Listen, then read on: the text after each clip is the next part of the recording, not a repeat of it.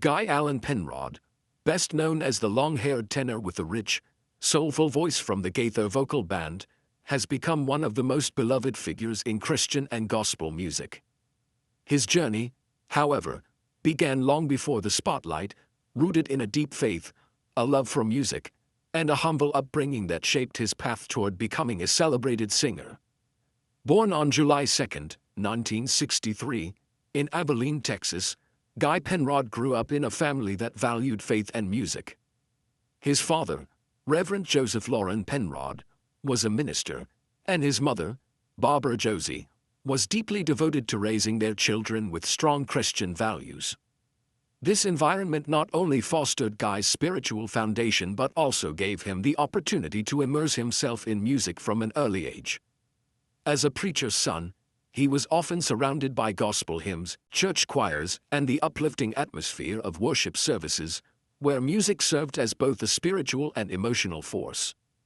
During his formative years, Penrod developed a passion for singing. His natural vocal talent quickly became evident, and he was encouraged by family and church members to cultivate it.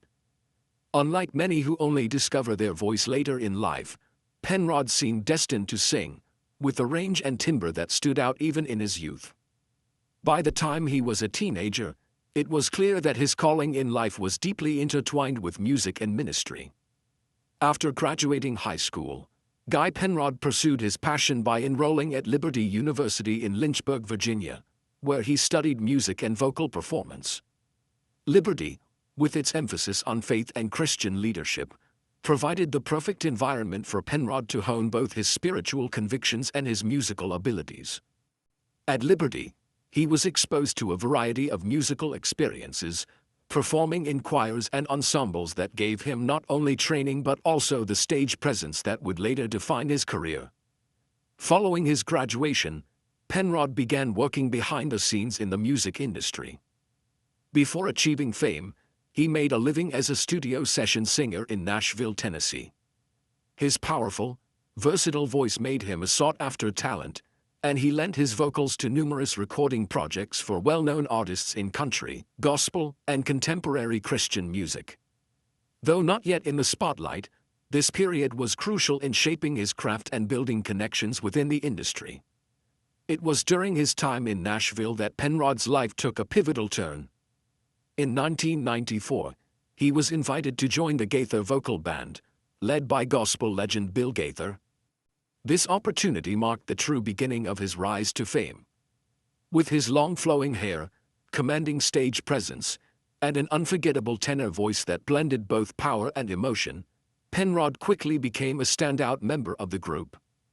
His arrival coincided with a period of renewed popularity for the Gaither Vocal Band, as they reached wider audiences through concerts, albums, and the immensely popular Homecoming video series.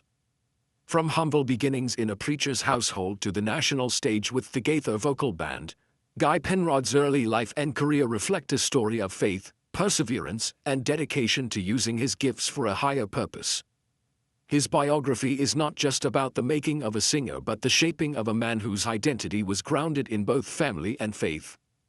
These formative years laid the foundation for a career that would later inspire millions and make him a recognizable voice in gospel music worldwide. For an artist whose public image has long been associated with faith, family values, and uplifting gospel music, Guy Penrod has largely avoided the types of scandals that often follow mainstream celebrities. Unlike many figures in the entertainment world, his life and career have not been dominated by dramatic personal controversies or tabloid scandals. However, that does not mean his journey has been free of challenges, crises, and moments of contention. The difficulties he has faced, though often quieter and less sensationalized, have played a significant role in shaping his resilience and authenticity as both a man and a musician. One of the first challenges Penrod encountered came with the growing demands of fame during his tenure with the Gaither Vocal Band. As the group achieved enormous success in the 1990s and 2000s, the pressures of constant touring, public scrutiny, and balancing family life began to weigh heavily. Penrod, a devoted husband and father of 8 children, often found himself caught between his professional commitments and his desire to be present at home. This tension created personal strain, as he struggled with the expectations of being a public figure while remaining true to his responsibilities as a father and spiritual leader within his household. Critics sometimes questioned whether his image as a family man could be maintained given the demands of the road. Another moment of quiet controversy came when Penrod chose to leave the Gaither vocal band in 2009 to pursue a solo career. While many fans celebrated his decision, others expressed disappointment, fearing that his departure might mark the end of a beloved era for the group. Within the gospel community, his exit sparked debate about whether he could succeed as a solo artist or if his identity was too closely tied to the Gaither brand. Some critics suggested that stepping away from such a prominent platform was a risky move that could diminish his visibility and impact. Penrod, however, viewed this as a necessary step of faith, believing that his calling was to continue ministering through music on his own terms. In his solo career, Penrod occasionally found himself at the center of criticism for his blending of traditional gospel with contemporary country influences. Purists within the gospel community sometimes resisted his style, accusing him of straying too far from traditional Southern gospel roots. For Penrod, however, this fusion was a natural expression of his Texan upbringing and personal artistry. He defended his choices by emphasizing that music should reflect both faith and individuality, even if it challenges conventional boundaries. On a more personal level, Penrod also faced health challenges and the weight of aging as a performer. Maintaining his powerful voice, demanding stage presence, and extensive touring schedule became increasingly difficult over time. Though not a public scandal, the private battles with physical and emotional exhaustion tested his endurance. In interviews, he has spoken openly about the importance of faith and prayer in helping him through these seasons, highlighting that his crises were often spiritual as much as physical. Perhaps the most difficult controversies Penrod has faced have been tied not to his personal conduct but to the broader cultural landscape of Christian music. As debates over the commercialization of faith-based art and the role of celebrity within Christianity grew, Penrod sometimes found himself caught in the middle. His polished image and widespread popularity raised questions among critics who argued that gospel music risked becoming entertainment rather than ministry. While these debates were not directed at him personally, they placed him within a complicated dialogue about authenticity, faith, and fame. In summary, Guy Penrod's crises and controversies have not been marked by scandal but by the quiet, deeply human struggles of balancing faith, fame, and family. His decision to leave a secure position with the Gaither vocal band, the criticisms of his stylistic choices, the physical and emotional toll of his career, and the debates within Christian music culture all reflect the kinds of challenges that test one's resolve. Rather than diminish him, these experiences have strengthened his authenticity, proving that even in times of crisis, Penrod has remained true to his calling. Although Guy Penrod's career has been defined by uplifting gospel music and an image of joy and strength, behind the stage lights and radiant smile lies a man who, like anyone else, has walked through valleys of sorrow.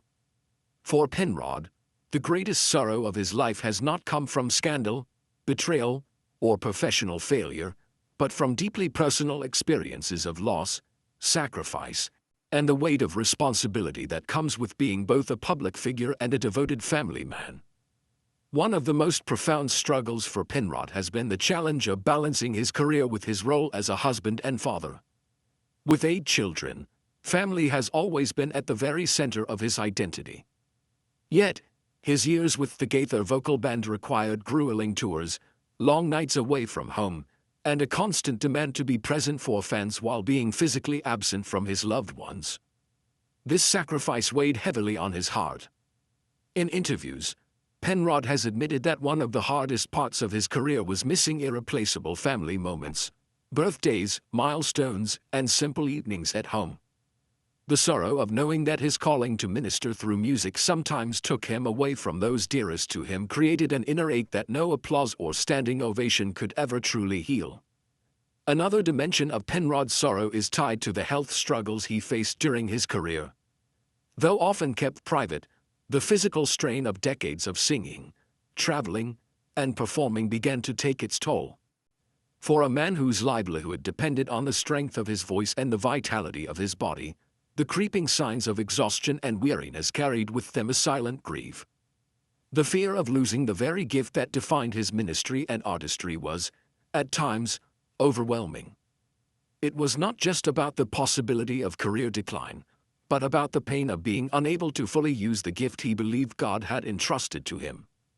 In addition to these personal struggles, Penrod has also felt the sorrow of watching the world around him grow increasingly fractured. As a gospel artist committed to spreading messages of hope, faith, and unity, he has often lamented the divisions within both the church and society. The criticism he faced for blending traditional gospel with contemporary influences left him saddened that something meant to draw people together in worship could instead spark arguments and division. To him, music was always a bridge, yet he had to endure the grief of seeing it become, at times, a battleground. On a more private level, Penrod, like many individuals, has experienced the loss of close friends and family members over the years. Although he rarely speaks publicly about such deeply personal matters, fans who have followed his career closely know that his faith has always been his source of comfort in times of bereavement. The sorrow of losing loved ones, whether through death or simply the passage of time and separation, has been one of the most painful realities of his journey. These moments reminded him, more than anything, of the fragility of life and the preciousness of time spent with those we love. Perhaps the greatest sorrow of all, however, has been the burden of knowing that despite his efforts, he could never perfectly balance the many roles he was called to play: singer, minister, husband, father, and friend. In the quiet of his heart, he has carried the grief of imperfection, the awareness that no matter how hard he tried, someone was always left waiting, something was always sacrificed. Yet it is precisely the sorrow that has given his music its depth and sincerity. When Penrod sings of faith, hope, and perseverance, listeners hear not just polished notes, but the echoes of a man who has known pain, loss, and longing. In the end, Guy Penrod's greatest sorrows are not those of scandal or downfall, but of love, the love of family, the love of calling, and the heartbreak that comes when those loves inevitably clash or when loss intrudes upon them. It is this quiet suffering, endured with grace, that has made his testimony so powerful. His life and music remind us that sorrow is not the absence of faith, but the very soil from which deeper faith can grow.